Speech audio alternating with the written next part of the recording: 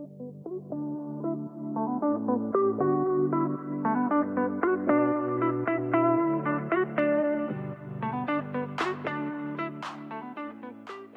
hi, and welcome to another episode of Heart and Health Wellness. I'm your host, Dr. Melissa Welch. I'm glad that you are here. Today's episode is a little bit different. I'm going to be playing a recording of a workshop that I did recently. It talks all about how to manage and go into a difficult conversation, maybe one that you've been avoiding for a while, and gives you a specific structure or framework that you can use to really feel confident about going into that conversation to make sure that your message is received well and lands the way that you intend for it to. Of course, as a reminder, what you can control is how you deliver the message. You cannot control how somebody receives it, but we talk about that a little bit too. So anyways, I hope it's really helpful to you. The workshop went well, and I'm excited to get to share it with you here. That is all. I'm going to cut to it. I hope you enjoy. Well, hi, everyone, and welcome. Come on in. I'm glad that you are here. I'm Dr. Melissa Welch. I'm going to be the trainer for this workshop today. If we haven't met yet, it's good to meet you. I have been a licensed marriage and family therapist for over 10 years now. I'm now working as a working mom coach and helping other women who are navigating that transition from becoming moms back into their careers and are really struggling with that transition. And one of the things that I've learned about myself and my work over the last decade is that apparently I have this quote unquote superpower of using words and creating or crafting messages that land really well. And so I get told a lot by patients, clients, team members, family members that I have a nice way of putting words together. And so I've really enjoyed opportunities to help people craft these messages that they're really struggling with and be able to communicate what their needs are, what their desires are in a way that's clear and it lands and it just feels really good. So I thought it would be helpful to put together a workshop specifically for new working moms who are navigating some of those really difficult conversations and giving you a framework and a clear strategy for how to craft your message so that you can feel really confident about it. Okay. So before we dive in, I just want to take a second to get to know who is in the room with me today because it's helpful to know who I'm talking to and I'm not just talking to a dark void. So I want you to go ahead and drop in the chat where you're from. I want to see all the cities. Let me know how many kids you have. Is this your first baby? Are you back at work? Have you been back for a while and this is just something that's been challenging and so you're here for the workshop? Let me know in the chat. I want to just kind of scan and see who's in the room. I also want to take a minute to note that I'm recording this workshop. So if you're watching the recording of this and you're not here live, just know that even though you're not able to engage with these questions that I'm putting out there, you can still message me on Instagram or Facebook or whatever. Find me on social. I'd love to connect with you in that way. And I'm glad you found the workshop even at a later date. Okay, so real quick, let me see if you are in the right place. You are in the right workshop. If you are someone who keeps replaying a conversation over and over in your head, but you haven't had it yet, maybe you don't want to sound harsh or dramatic or be labeled as too much. Maybe you've seen it backfire for other people in your office or in your family before. And so you're like, I'm not going there. But you're probably carrying something that feels heavy that you want to get off of your chest. You want to move through this, get past this, and you just feel stuck right now. Okay, so I want you to know that this workshop is going to be helpful to you if you're a working mom who knows what you need to say or what you want to say, but you freeze when it comes time to actually say those things. So maybe you've rehearsed that conversation over in your head. Maybe you've even tried to practice it with someone. But when it comes down to it, you just feel overwhelmed and you back out and you're like, I'm not doing this now. Maybe you said something, you tried to start that conversation, it didn't come out the right way, or it started to backfire and then you backpedaled and you said, we're not going there. It felt like it just blew up and it wasn't successful. And I want you to know that this isn't about becoming more assertive or changing your personality type or learning how to be some more like confident in some way in this abstract way. It's really just about being practical, talking about specific situations, specific examples and relationships, and having words and tools, techniques that you can actually use and put into play. So I want you to just drop a chat or drop a yes in the chat if that's you and this sounds like something that you can relate to is going to be helpful. Good. Okay. I like to know that I'm not preaching to the choir, but that it's going to be helpful and that you get it. All right. So here's the thing. I want to say this before we get into any strategies or frameworks. It's that if you've been struggling with this, it's not because you're necessarily bad at communicating.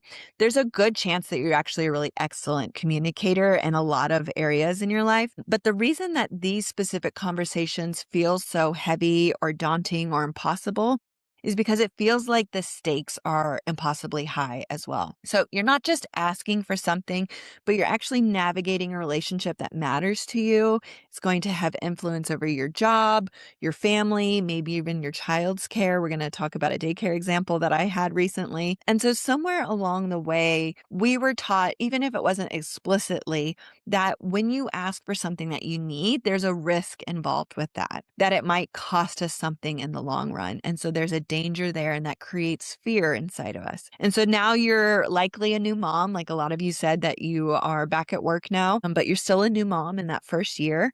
And so you have completely new needs. Things have changed since a few months ago, but nobody gave you the new script to go along with these changes in life. And so you're navigating this uncharted territory that feels very unfamiliar, and unfamiliar is scary to us as humans.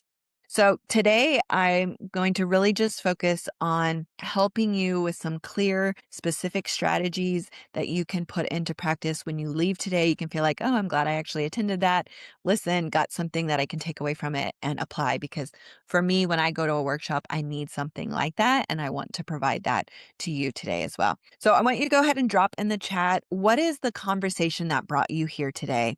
You don't have to be specific about it. Don't go into all the detail, but just let me know, like, is it with a boss? Is it with your husband or your partner? Is it with an in-law, maybe a family member or a daycare worker? And I just want to kind of see what we're working with.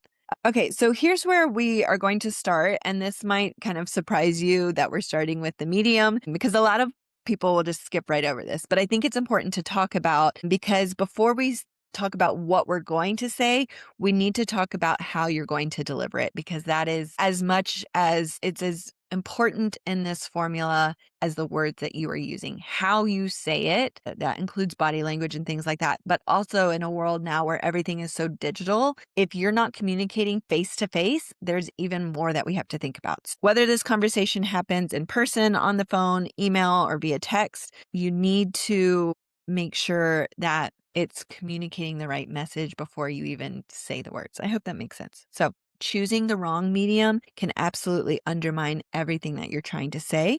So I want to walk you through the 4 formats and when each one is appropriate to use. All right. So first of all, for in person. So if you have any conversation where the relationship is the point, it's really, really helpful to have it in person.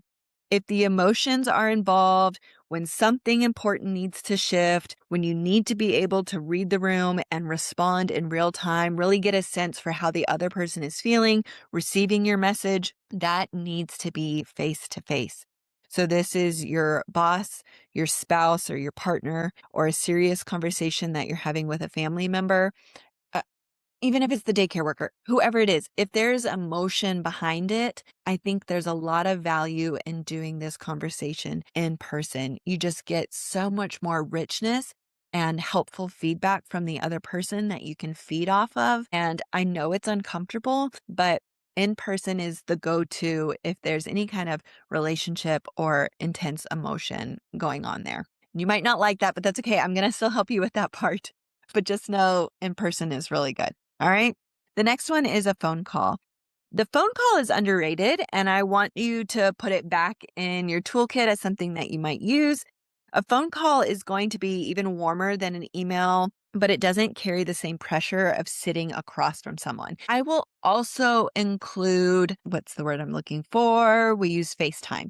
So I will also include FaceTime as kind of an in-between here. So if you're doing Zoom, FaceTime, Microsoft Teams, anything like that where they can see you, it's better than just a phone call, but it's still not the same as being in person. So we'll kind of say that's a gray area in between. But it is a great way for emotional conversations where you don't really need to be physically present with that person, but you want the tone without the intensity of that eye contact, or when you need to say something and you want them to have space to be able to respond privately. So if it's a situation where, you don't need to hurry through it, but it's helpful to have some dialogue back and forth, not just a one-way communication. A phone call can still be really good. And I would encourage you, if you have the opportunity to do a phone call for something that's important, that would be better than a text message. And we'll talk about the next part in just a second. But phone call, you're still getting tone of voice, timing, pacing, all of these things that you don't get with written communication. So if there's any kind of emotion or it's an important relationship, I would try to stick with either in person or a phone call. Okay, so the third one is email. And this is for when you need a record of what was said, when you want specifics, numbers, details, dates, anything like that where you want it in writing. Now, I will say if you have a phone call or an in-person conversation and you need some of those details in writing, it's possible to follow up with an email of, thanks for having this conversation with me earlier. I just wanted to outline what we agreed on, and that way it is in writing. Okay, but email is also great for when you need time to really make sure that you're crafting the words correctly, because you do need time to do that. And when you want to give the other person time to be able to process what you're saying before responding. Sometimes I work with couples who feel like when they're talking to each other in person, they don't have the opportunity to get all of their words out because they feel like the other person interrupts them or is responding too much. And so they never get across what they're wanting to say. So if you have a specific message that you're wanting to say and you really want to say it the right way or clearly or whatever, you can put that in an email or a text so it's in writing to really make sure that you're getting the words right. But just remember that just because the word's right, if the tone isn't being read the way that you're wanting it to, it may not be perceived right. Words are one thing. There's still value in having tone and real-time feedback as well. Email also protects you, and it can protect the conversation without things escalating or becoming more intense if you are worried about that being a situation.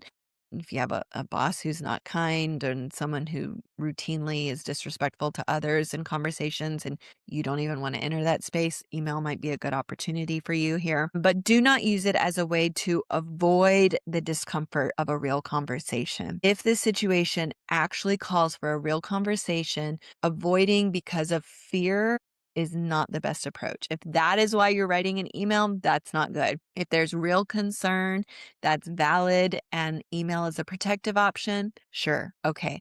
But I would still encourage you, if there's an opportunity for an in-person conversation or at least a phone conversation, that is always the best in my opinion, because you get that real-time feedback from the other person. And then the last one is a text message, which I know for some of these younger folks who have always had phones growing up, having a phone call or an in-person conversation is absolutely terrifying, and you would much rather send a text message.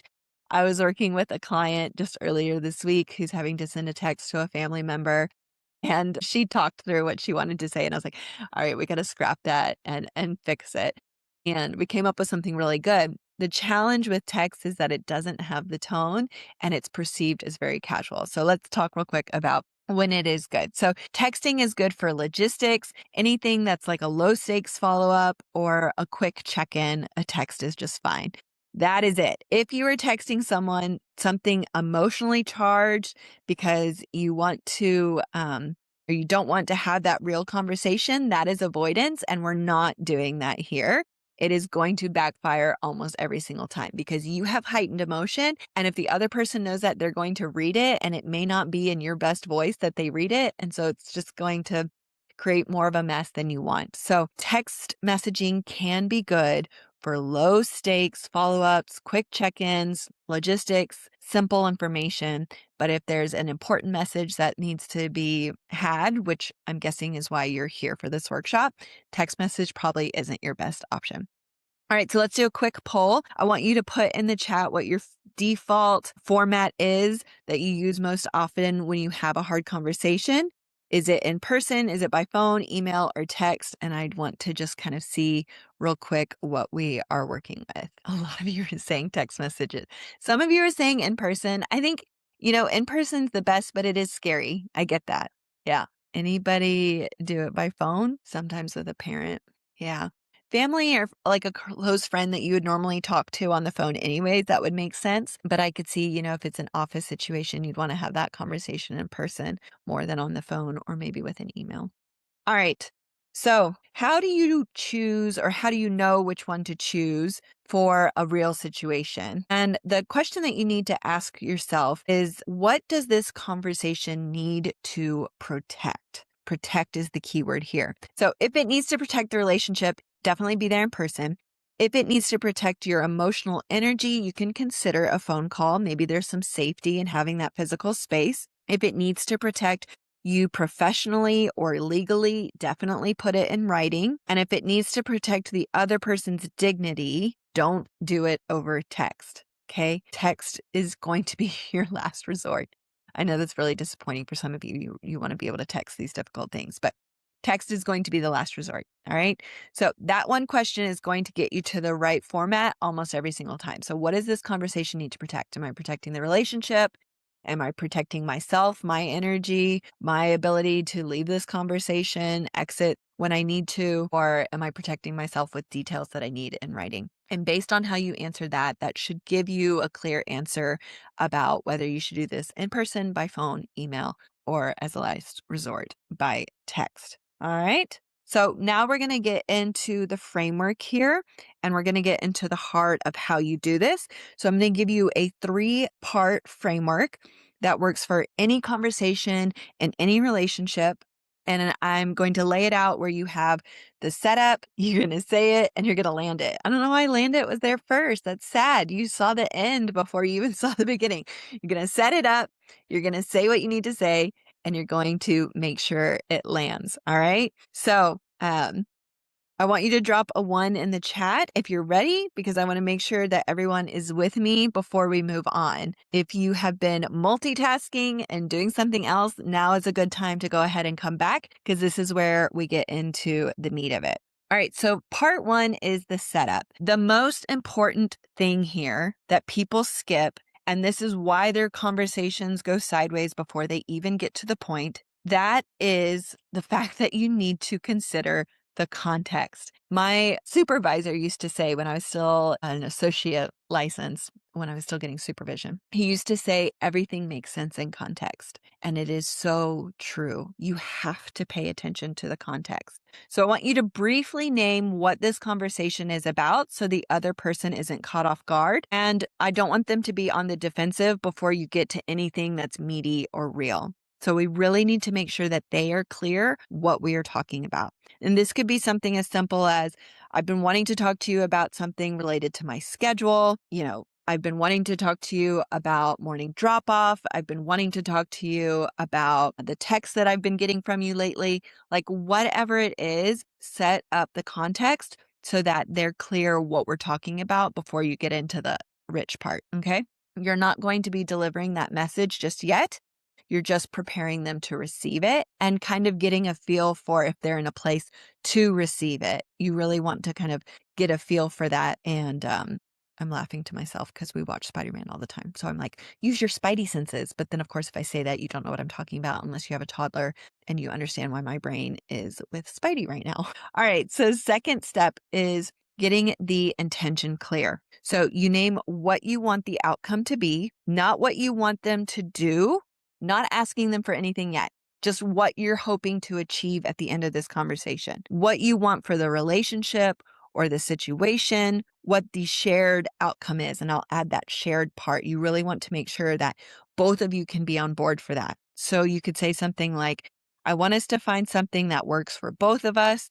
I want us to both be happy with this outcome. I want us to both feel fulfilled by what's happening. I want us to both be pleased about this. Find something that is shared about what you both care about or what you both value or something that's important to your organization, family, situation, whatever. So first we're talking about the context. I want to talk to you about this. Then we're saying, my goal for this conversation is this. Okay. I know that you and I both want this. I want us to be happy with that. We're setting up the intention here so that when the message comes through, the other person understands that you're on the same page as them. You're both aiming for the same thing. It's about joining that other person and going with them instead of at them.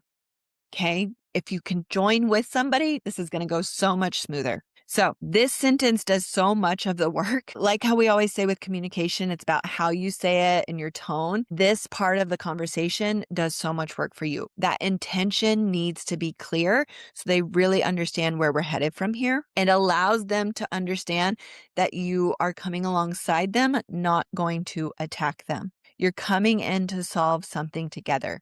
You're providing a possible solution and open to other ideas.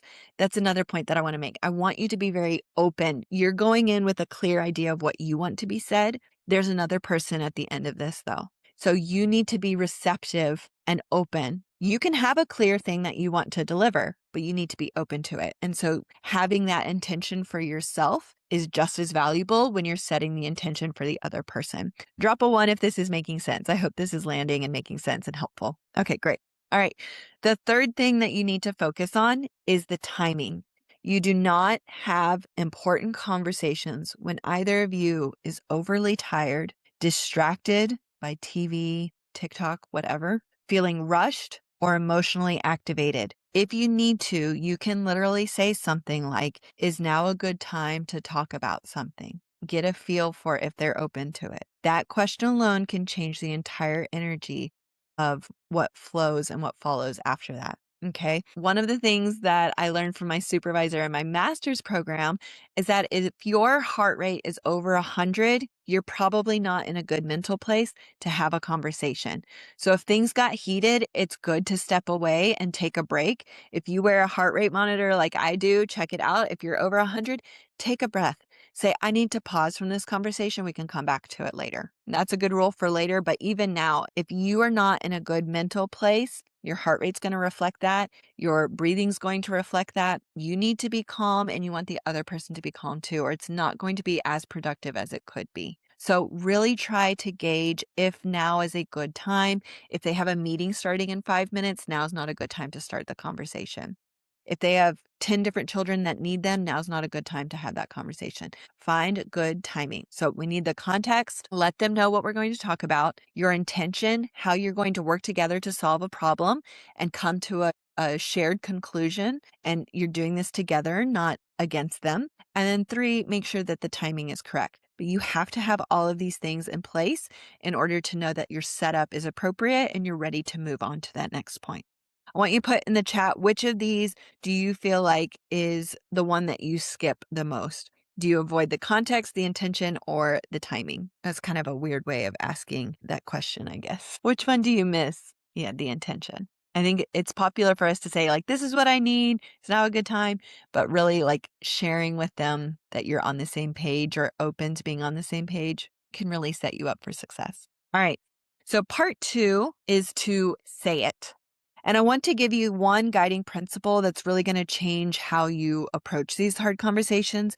And that is that you need to lead with the relationship, not the complaint. You are going to have issues with people. Doesn't matter who it is, what the relationship is. We are all humans. We're going to have issues with each other. It is inevitable. It's part of life. If you care more about fixing each issue and you don't pay attention to the relationship, that relationship is going to crumble. It's going to break down. It gets exhausted of that. It's tired of that. It doesn't enjoy it. It doesn't want to deal with it.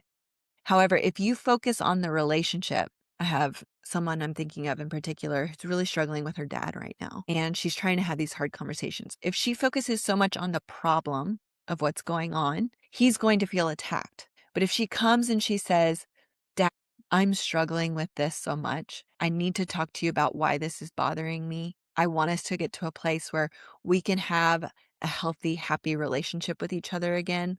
Is now a good time for us to have that conversation?" Like, do you see how setting the context, the intention, and the timing, all of that just sets up and says, "I care about you. I care about us. Can we make this work?" And it invites an opportunity to have a difficult conversation, knowing that the relationship is what is important when they end that conversation, not just solving the quote unquote problem that they're addressing in that conversation. It makes such a difference. You need to lead with the relationship, not the complaint. Instead of opening with the problem, I want you to open with why this person or this situation matters to you. Why is it significant? Why do you not want to lose it? Why do you care about putting energy into it? So instead of saying, I need you to stop undermining my parenting decisions in front of the kids, you might say something instead like, you are so important to us, and I want our relationship to feel good.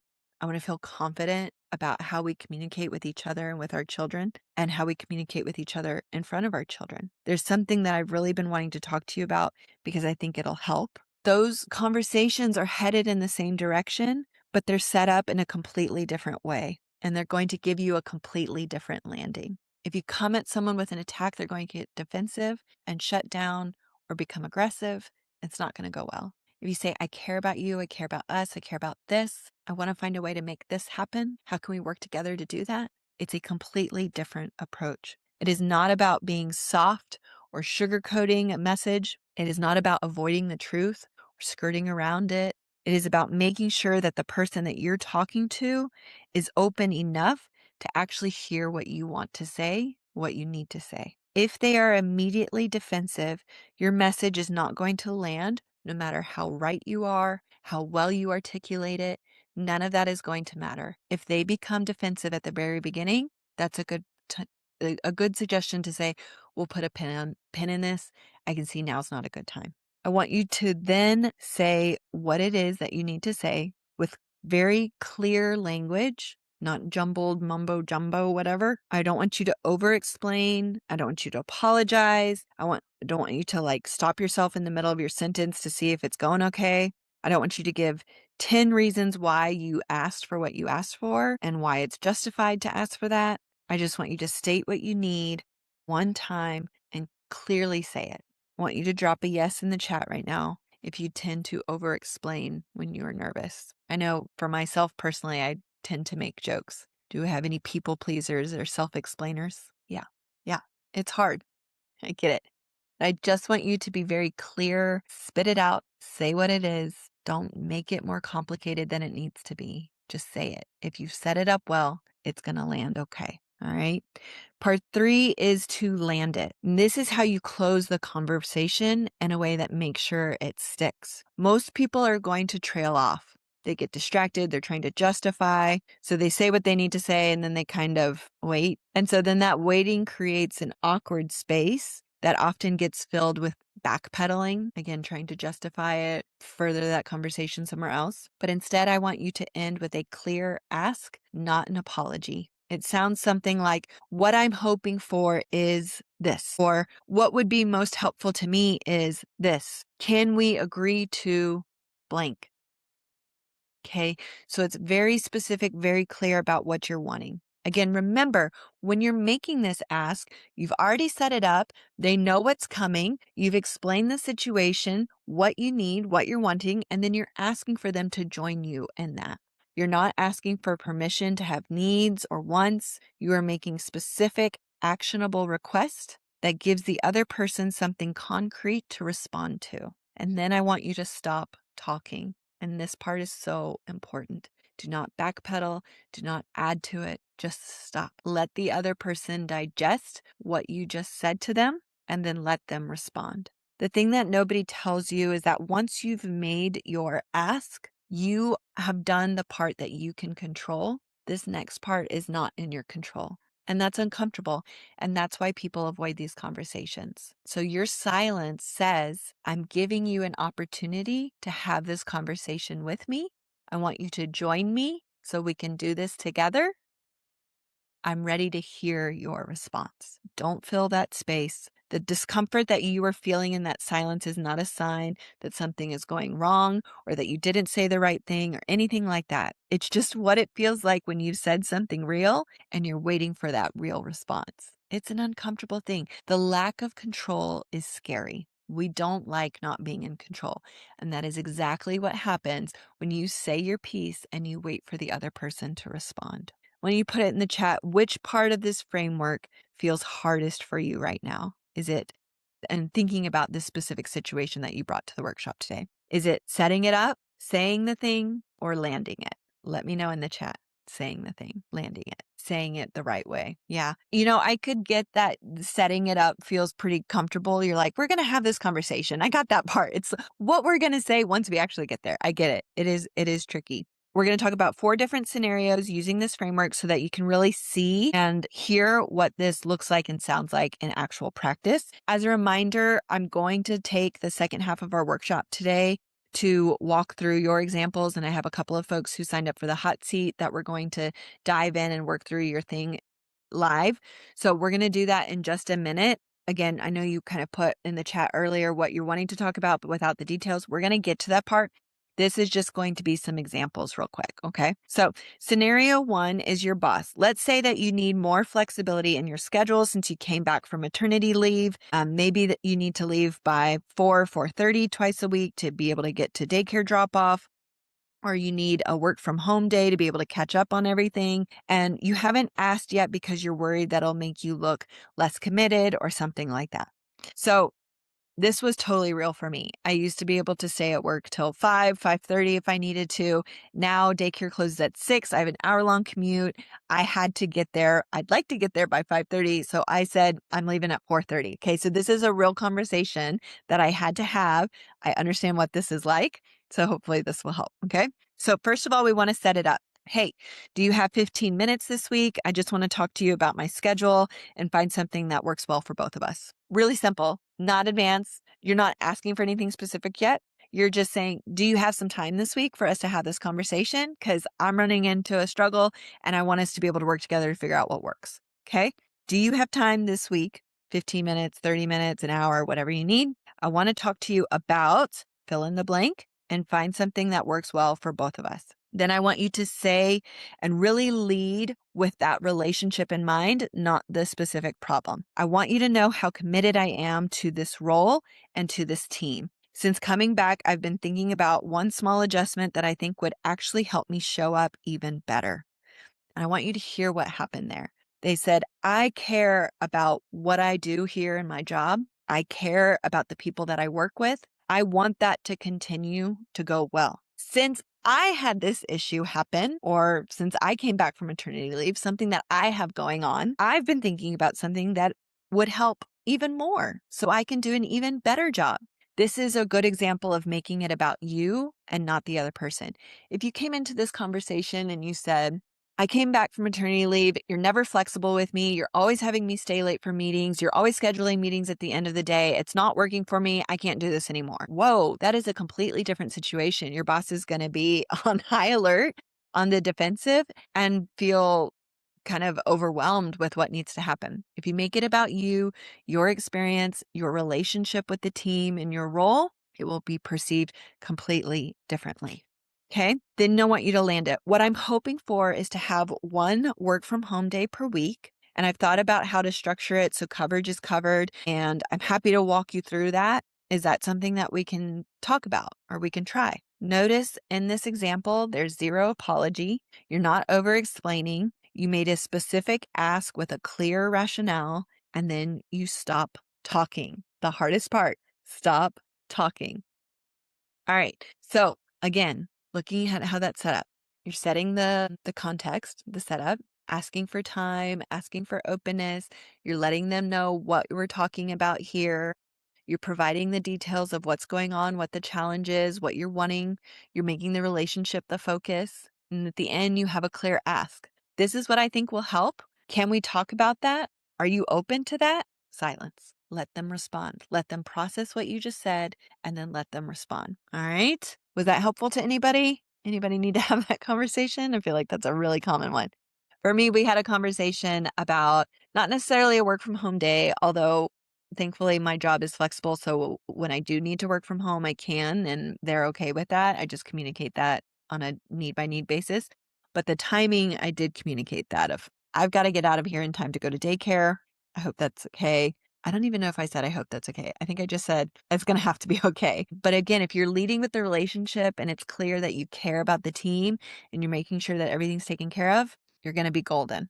All right. Scenario number 2. This one comes up a lot. Okay. If you are not ready to leave your baby alone with somebody else, whether that's your parents, your in-laws, your sibling, I don't know, whoever it is, a lot of times they'll be like, let me take care of them. Let me do that for you. And it was well after 6 months before I was ready for that. And you might be different. Everybody's on a different timeline. It might be 12 months for you. I don't know what it is. At this point, when he's 2.5, I'm like, please have him for the weekend. That would be wonderful. But when he was little, I was not ready for that. Okay. So whether it's about safety or trust, or you're just not there yet, like I wasn't, you don't need a reason. That is okay. If they keep asking you and you keep deflecting, that tension is going to be building and it could possibly erupt at some point. So it's never good to avoid the tension. It's going to come out eventually. So I want you to set it up first. I've been wanting to talk to you about something because I want all of us to feel good about how we're doing this. So it's saying, I'm going to talk to you about XYZ because I care that we're all on the same page and we're happy with each other, right? You mean so much to us. And I love that you want to be involved. It means so much to me that you love my child. You love our child. You care about them and want to spend time with them. I love that. Emphasize the positive here. Really focus on what is good, what's winning, what they're doing right. Make them feel. It's kind of like that sandwich thing, right? You have constructive feedback of something positive, something challenging, close it with something positive. I have a hair. It's kind of like that, but different. But you want them to hear that there's some appreciation there or something is good. And for some of you with your in-laws, that's really hard to find. And I do get that. I acknowledge that. But you can do it. I challenge you to figure out how to get creative and do it. You mean so much to us, and I love that you want to be involved. I want to be honest with you. Avoid the but. But is not good. Never use but. If you can avoid it, never use but. I'm just not ready yet for overnight stays, and I'm still figuring out what feels right for me as a new mom. I think for me, I said something along the lines of, I'm not ready to give him up overnight yet, and I know that day will come soon. I'm just not there yet. No apology. Just that's how it is. That's not about trusting you or distrusting you. It's just where I am. I'm not there yet. Then you land it. What I'd love is to keep doing what we're doing right now, where they keep him during the day or while you're there, whatever. I want to keep doing what we're doing right now, feel good about that, and then revisit this in a few months as I get more comfortable. Can we agree on that? Invite them to join you where you're at. And they might come back and be like, that's ridiculous. I'm their grandma. I can do whatever. I'm going to take care of them. You think I would let something? You can't control that part. You can't control how they respond. All you can control is this is what's going on for me. Here's my ask for you. And how you deliver that will really set the stage for how they respond. Okay. Let me know in the comments if this is you, if this is your in laws, your parents, whatever. Yeah. Yeah. I'm also curious, put it in the comments if you got to a certain point where you were more comfortable with that.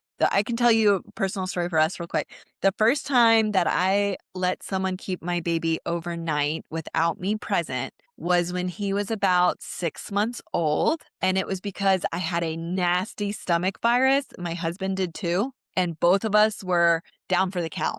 We were out.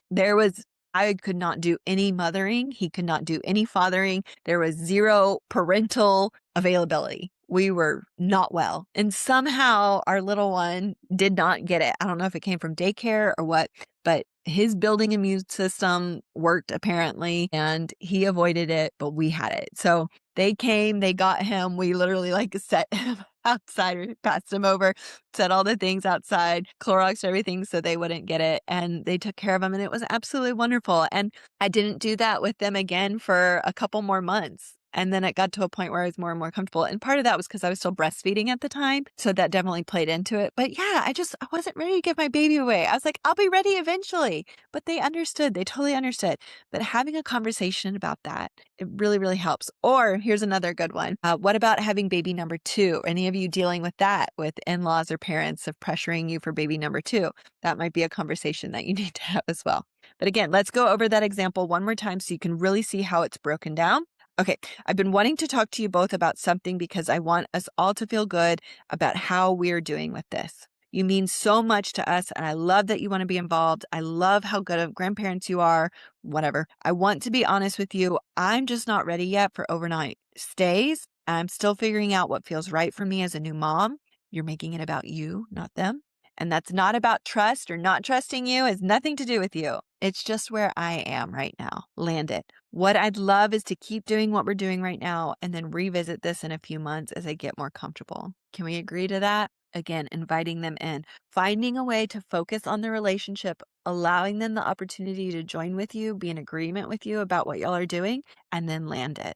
Okay. So I hopefully that helped. Let's go into example number 3. All right. So this one might be with a spouse or your partner. Maybe you feel like you need some more support at home. I know a lot of moms tell me they feel like the default parent, the default house cleaner, the default organizer for the family. They're doing all of it. And sometimes you need some help. And maybe you've even said it before to your partner, but you don't feel like things really change the way that you would have liked to see them change. And so you're feeling exhausted. You start to build up that resentment, which is not good for any relationship. And you really don't even know where to start. All right. Drop a 3 if this is you. Let me know if I have some tired mamas in the group who want some help, need a little help. And maybe some of you have really fabulous partners and you still need help with something specific. That's okay too. This is not to diss husbands or spouses. This is just being able to clearly communicate what you need, and that's okay. All right, so first, I want you to set it up. Make sure that you pick a calm moment. This is not something that you bring up when you're in the middle of a fight. It's not when someone just walked in the door and saying, hey, welcome home from work. I need to talk to you about this thing. Can you do this? You haven't done that? No, we're not doing that. Okay. So pick a calm moment. Ask them, can we sit down together tonight after the baby goes to sleep? There's something that I'm really wanting to talk through with you, and I want to make sure we have dedicated time to do that. They're going to go, oh my gosh, what is this about? Blah, blah, blah. We'll get to it later. I just wanted to let you know ahead of time to kind of mentally prepare yourself. We're going to talk through something. You don't have to say it like that. You can come up with the words that feel good for you and your relationship, but you're just letting them know, giving a heads up to set the scene for what's going to happen. You can say something like, I love you. I think you're a wonderful husband. I think you're a wonderful spouse, partner, whatever. I appreciate all that you do. I need you to know that I've been carrying a lot since going back to work. And I don't think that I've been clear about exactly what I need to feel supported, to feel like a partner. And I'm taking that on me. Notice that I'm framing it again as I love you. I care about us. I'm taking this on, even if you've told him 50 times. Okay. Still, if you want it to be received well, you need to frame it this way. Okay. I want to be because I don't want to keep feeling this way. I want to be clear about what it is that I need. Or just say what it is. All right. Then we're going to land it. Specifically, I need you to take the morning routine on Tuesdays and Thursdays without me having to ask. That one thing would make a real difference. Can we try that for a month? So, saying very specifically what it is that you're asking for their response. Can we try that for a month? Quiet. Let them respond. And notice that you're not saying, I always have to ask you on Monday nights if you can do it on Tuesdays, and then you don't. And then Tuesday comes around, I have to ask you again. Like, you're not criticizing. This is not the time for criticism.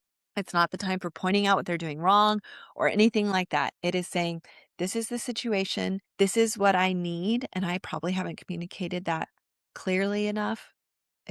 I'm going to take ownership of that. Here's what I'm suggesting as the solution that will work well for our family. Are you open to that? Inviting them to join you or come up with another solution.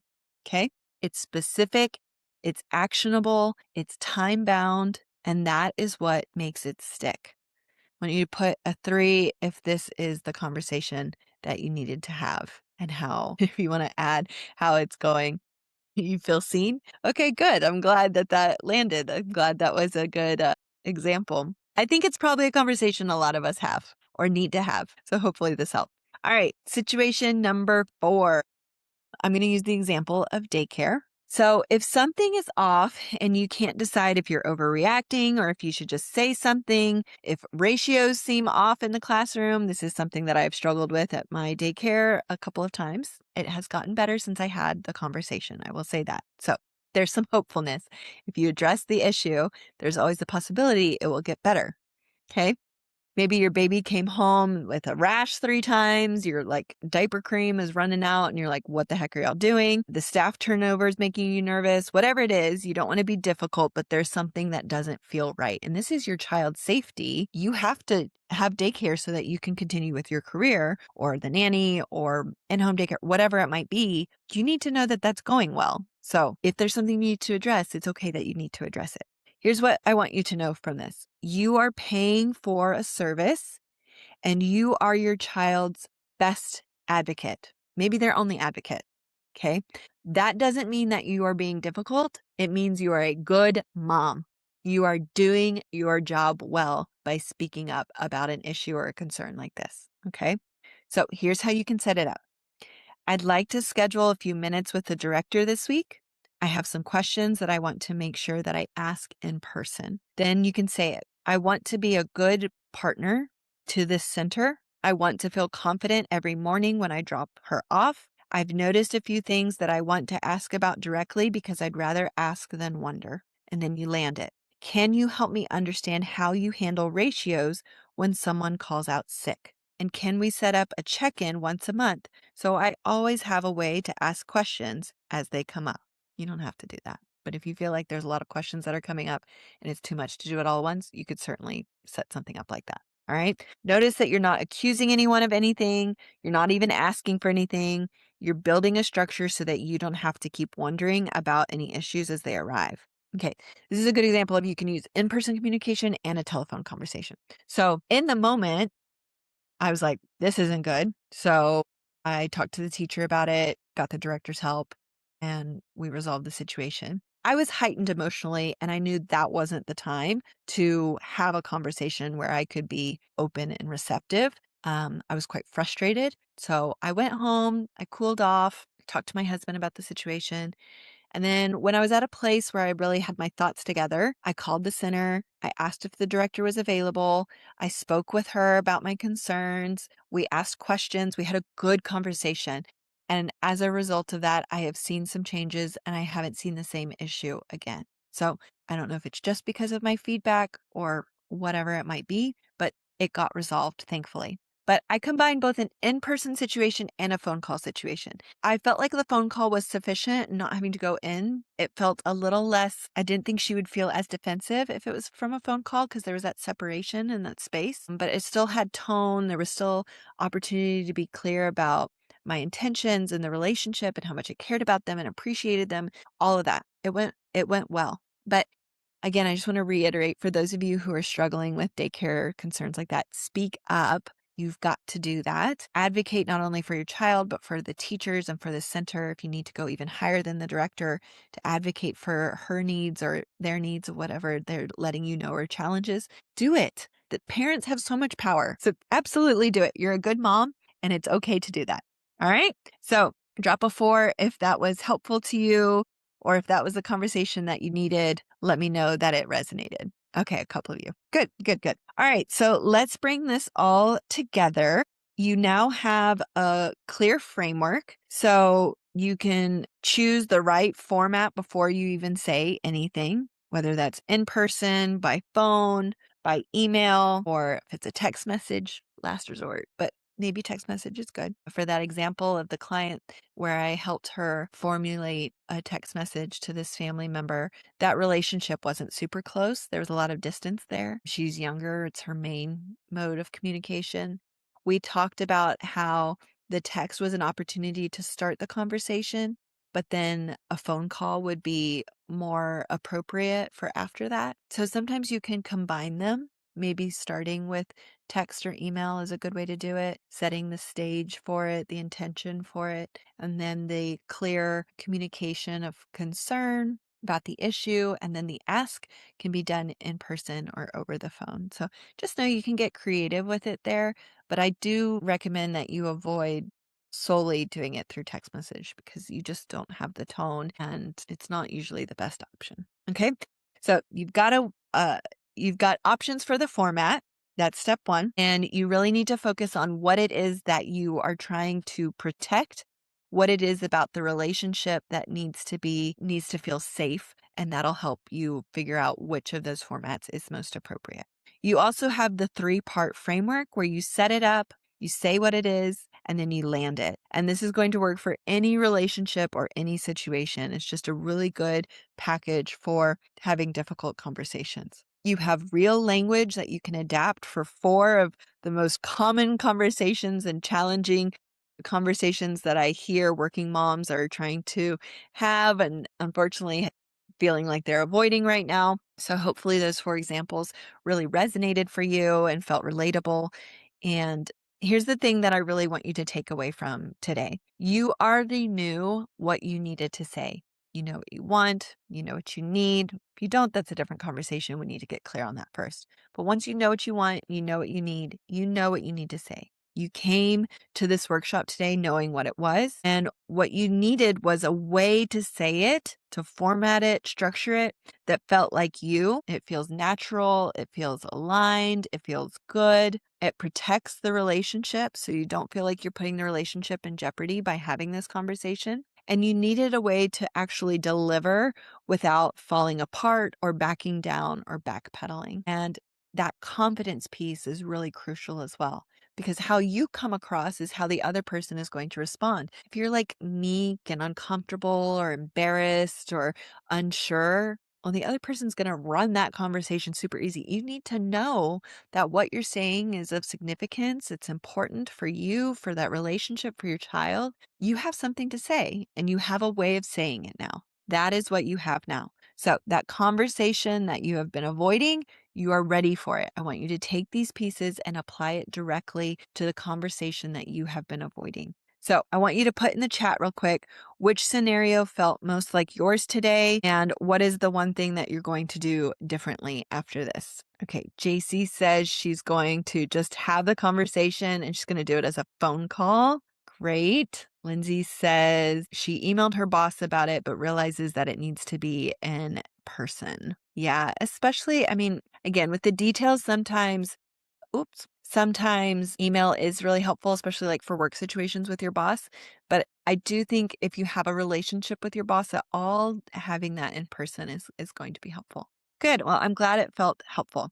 All right. So we're about to take a break and we're going to get into some of your situations that were submitted ahead of time. We can talk through those. And then I have a couple of people who we're going to walk through theirs live. If you're watching this recording, just know I'm going to shut the recording off here because I want to protect the privacy and the confidentiality of those who are sharing. All right. Before I let you go, I want to tell you about one more thing. If you are sitting there thinking, okay, I understand the framework, but I've got a very specific situation that I need help thinking through exactly what to say, I want to invite you to book a 30-minute coaching call with me. It's not therapy. I want to be really clear about that.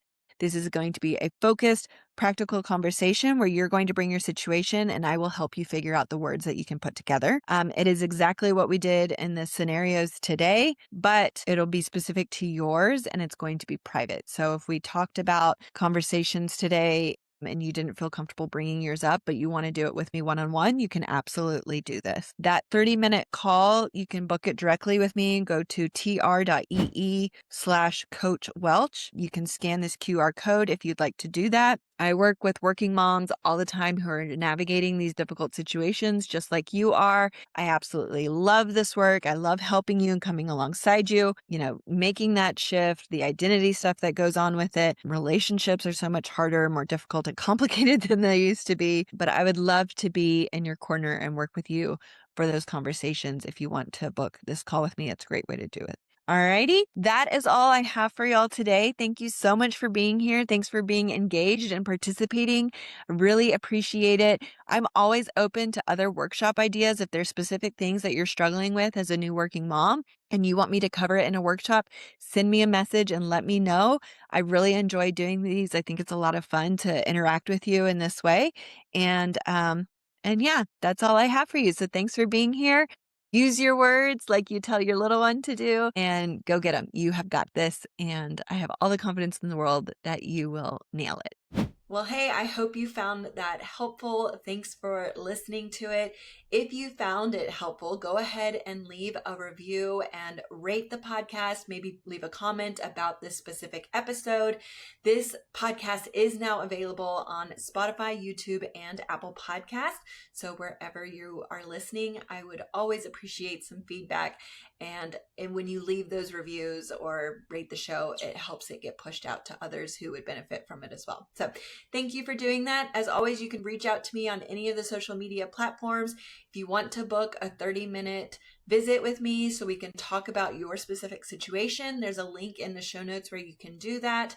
And that is all I can think of. Until next time, take care of yourself and be well.